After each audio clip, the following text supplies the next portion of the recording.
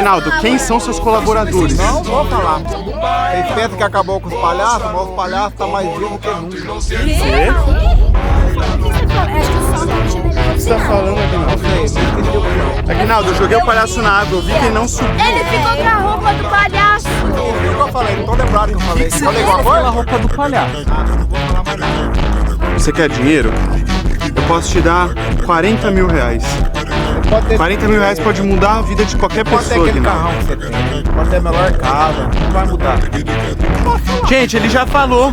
Os palhaços estão vivos. Tá vivo ou não tá, Aguinaldo? Mais do que nunca. Como assim vivo, mano? Isso vai Ele fica rindo ainda desse tom debochado dele. Faz alguma coisa, Vai levar ele embora agora.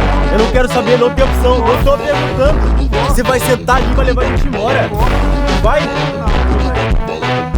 Só isso, Yuri? Nossa, a gente tá à mercê.